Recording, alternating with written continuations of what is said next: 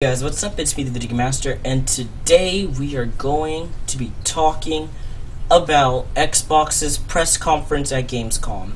This was a very exciting press conference. It was very interesting, although it hit its slow points. We'll get to those in a second. As you can see, I'm gonna have some gameplay running in the background. Sorry if I get a little off topic, sorry if I get a little disoriented. First time doing one of these news things, but we're gonna hop right into things.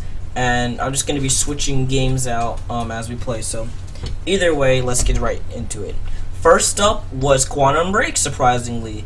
And you know what? That game looks like it's doing pretty fine. It had its moments where, you know, obviously you just weren't exactly sure and it just didn't look all that. But to be completely honest, it's just how it's going to be. It wasn't too bad. Again, it did look very fun, very enjoyable, and it definitely made me want to go check out the game. Definitely made me want to just check it out. Lots of cool time abilities you could use, actually, that I thought were really cool. And there's a bunch of new, you know, just different time power abilities and different time things he uses to defeat his enemies. Lots of interesting gunplay too, and one of the abilities where like he encapsulates you in this kind of time thing and you freeze, he blows up a car, and then the minute he unfreezes that portion, that little section, the whole thing just blows up, and you know, it's just like stays in that area. That's cool to me. I really do think that's a very interesting ability. I really do think that's very cool.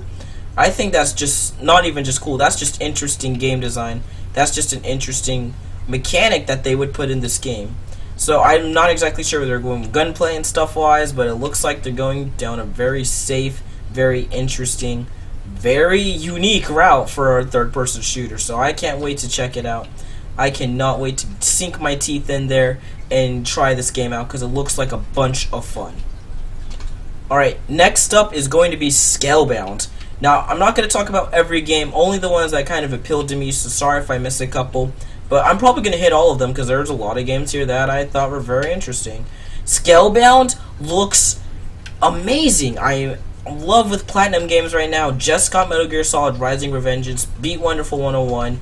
I am in love with what Scalebound does, and this game is just looking great. Platinum Games throwing their hat into the ring, showing that no matter what, they're going to just spice the gameplay up, spice their own things up, and it just looks cool. This time, there's this dragon guy, and there's this cool dude in this medieval-looking world, but he has some unique dank headphones. Like, that man had the Beats by Dre, legit. Like, I want some of those. But yeah, that man had the Beats by Dre, was pimping out, fighting these, you know, just monsters, and at the same time, he has a cool dragon that's taking down bases and just doing all these awesome things. It just looks so crazy, you know? The world looks very interesting. The enemies were very weird but awesome in the same sense. Because there was like a praying mantis and you wouldn't really tell, except for the guy going, hey, it's a praying mantis, gotta take it out.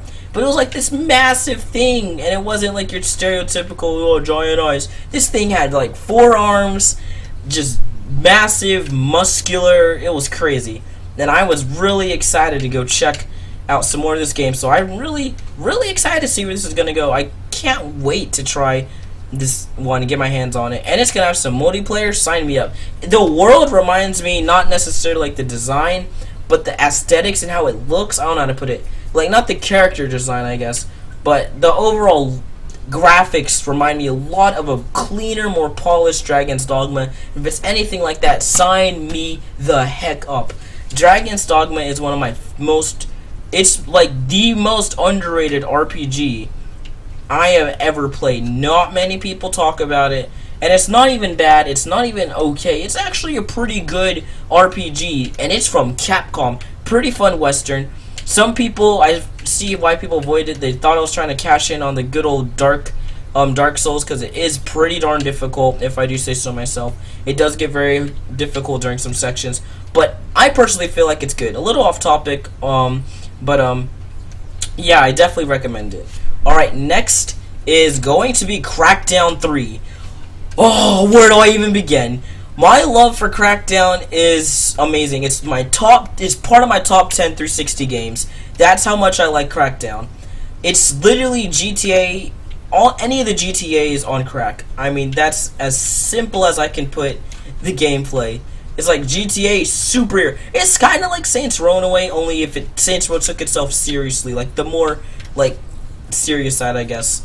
But either way, superhero, superhuman beings going after these gangs that get a hold of some of their, technology, and they're getting all buffed and stuff. It's up to you to power your character to the highest level and become a mean, lean, killing machine. I'm talking, this man picks up cars and throws them at people, and he just doesn't care.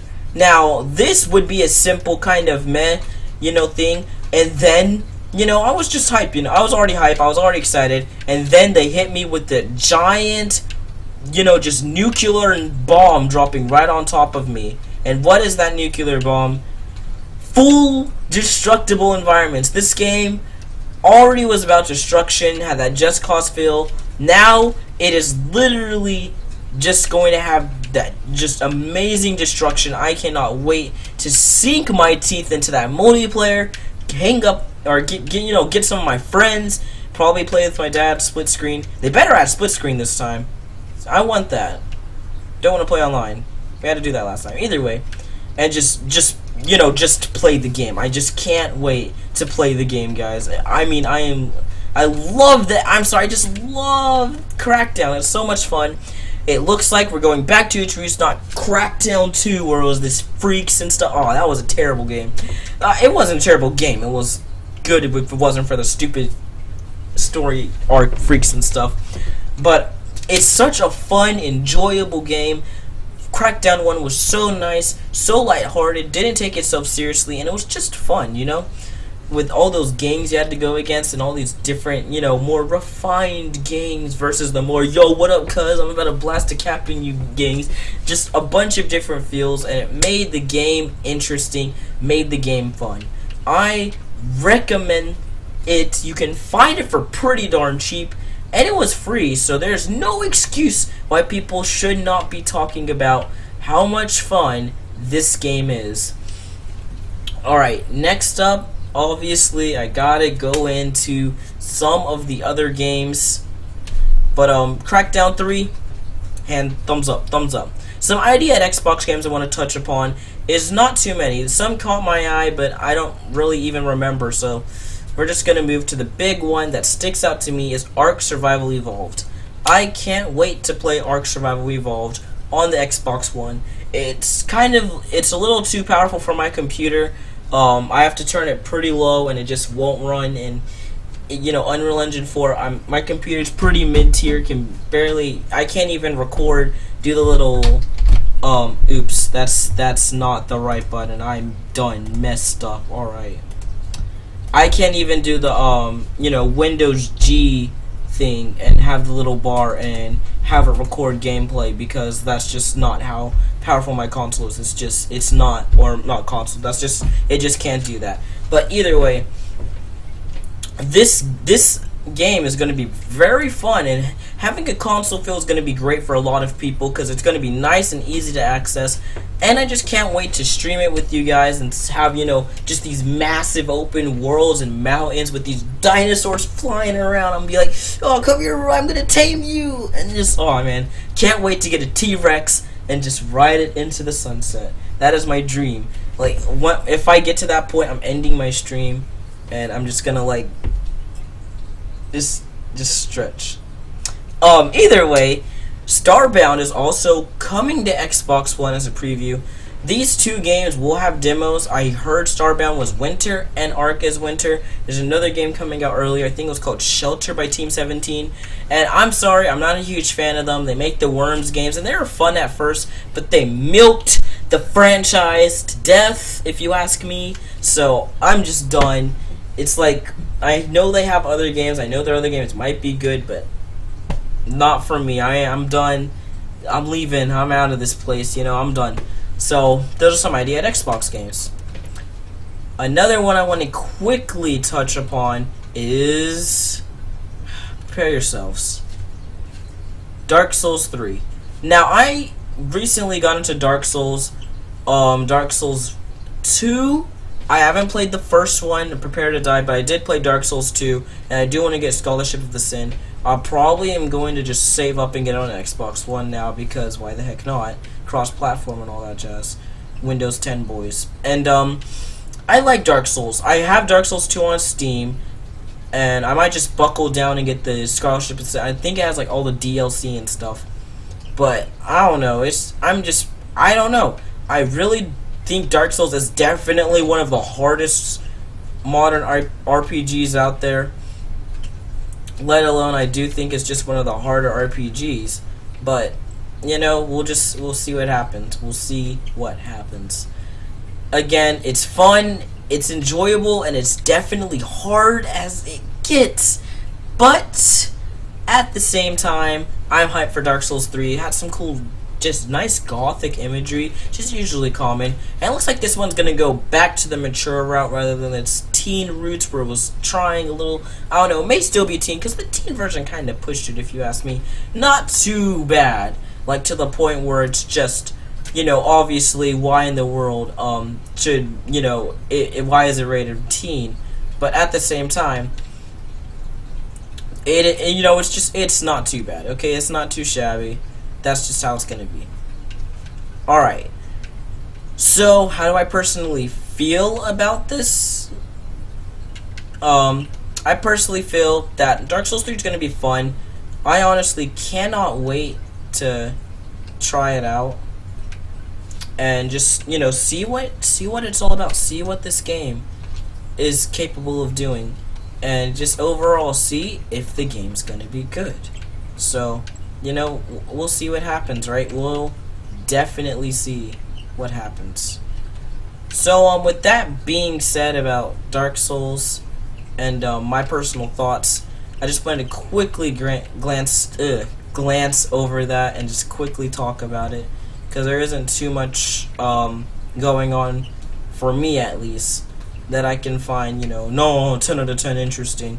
I know a lot of Dark Souls fans love the lore, and I'm pretty sure there's a lot of it in there, but for me, I'm just in it because it's a fun, enjoyable game. And I just think it's just, you know, it's hard, but once you get past it, it's just a fun RPG. Whew, next is Halo 5 Guardians, baby. I am a humongous fan of Halo. Every limited edition is me. You know, I have all of that jink, and it's just fun. I love playing Halo 5.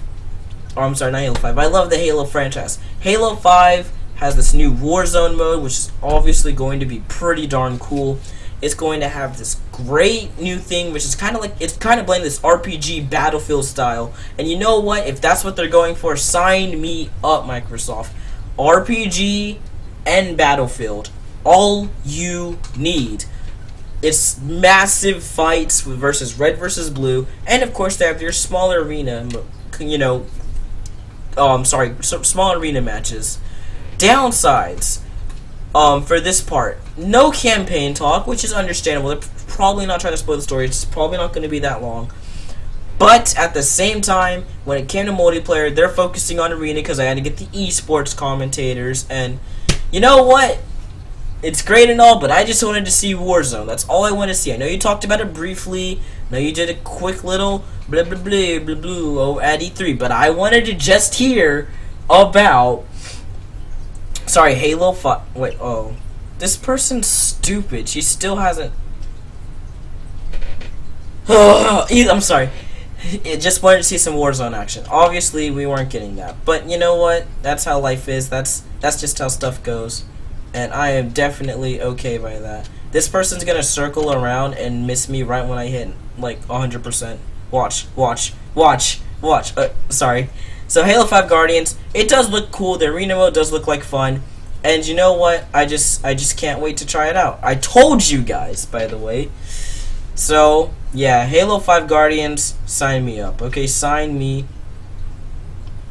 That was weird. She just died. All right. I can't wait to give it a shot. I can't wait to see what it's all about. Can't wait to see what people are gonna say about it. I honestly can't wait to play online. Don't mess it up, 343. Not this time. And to top it all off, the last thing we're going to talk about today is Killer Instinct and Rare Replay. Guest characters from Rare Replay will make their way into Killer Instinct for free if you happen to own Rare Replay. So the first one they announced is Rash. I'm guessing as time goes on and different seasons comes out, every season we're going to get a new Rare Replay character. And you know what? That's going to be pretty darn cool. This will finally give us a nice segue into some characters from the actual Killer Instinct game that we still haven't seen yet, possibly. Like, you know, any Killer Instinct 2 character. But yeah, that is it for the Gamescom wrap up. Sorry if it was a little stuttery again, first time. I'll try not to be that, you know, as what I'm doing right now next time. Hope you guys enjoyed. I'll see you guys next time, and peace out.